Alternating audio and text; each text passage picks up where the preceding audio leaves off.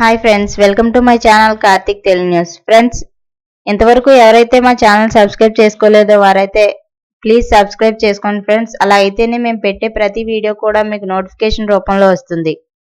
అలాగే మీకు వీలైతే మా ఛానల్కి ఒక లైక్ అయితే చేయండి ఫ్రెండ్స్. ఇక వివరాల్లోకి వెళ్ళినట్లయితే ఇవాళ వర్షాల గురించి ఒక ఇంపార్టెంట్ అప్డేట్ న్యూస్ అయితే రావడం జరిగింది. దీని గురించి మరిన్ని విషయాలు ఈ వీడియోలో తెలుసుకుందాం. ఏపీలో వేసవిలో భారీ వర్షాలు కురుస్తున్నాయి. ఇవాళ రాష్ట్రంలోని పలు జిల్లాల్లో భారీ వర్షాలు కురవగా ఈదురుగాలులతో కూడిన వర్షాలతో జనజీవనం అస్తవ్యస్తంగా మారుతుంది. ఉదయం నుంచి పలు చోట్ల నిరంతరాయంగా వర్షం కురవడం వల్ల ప్రభుత్వం కూడా అప్రమత్తమైంది. వర్షాల కారణంగా జనానికి ఎలాంటి ఇబ్బందులు కలగకుండా ప్రభుత్వం చర్యలు తీసుకుంటుంది.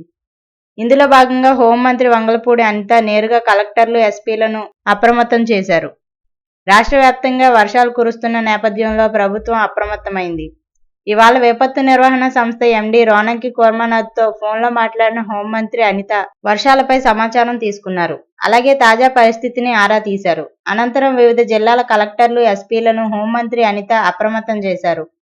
ముఖ్యంగా లోతట్టు ప్రాంతాల ప్రజలను అప్రమత్తం చేయాలని వారికి సూచించారు. వర్షాల నేపథ్యంలో అవసరమైన మేరకు సహాయక చర్యలు అందించేందుకు సిద్ధంగా ఉండాలని కలెక్టర్లు, ఎస్పీలను హోంమంత్రి అనిత ఆదేశించారు.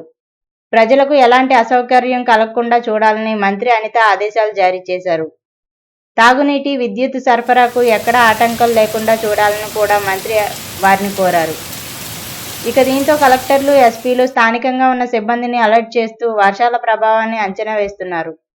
మరోవైపు రాష్ట్రంలో పలు ప్రాంతాల్లో అకాల వర్షాల దృష్ట్యా రైతులు అప్రమత్తంగా ఉండాలని వ్యవసాయ మంత్రి అచ్చెన్నాయుడు సూచించారు. వ్యవసాయ, ఉద్యాన, పశు సంవర్ధక శాఖల అధికారులతో ఫోన్లో మాట్లాడిన మంత్రి అచ్చెన్నాయుడు వారికి కీలక సూచనలు చేశారు. మామిడి రైతులు తీసుకోవాల్సిన జాగ్రత్తలపై రైతులకు అవగాహన కల్పించాలని అధికారులను ఆదేశించారు. సో ఫ్రెండ్స్, ఇది update news. Thank you friends. Thanks for watching this video. Please subscribe.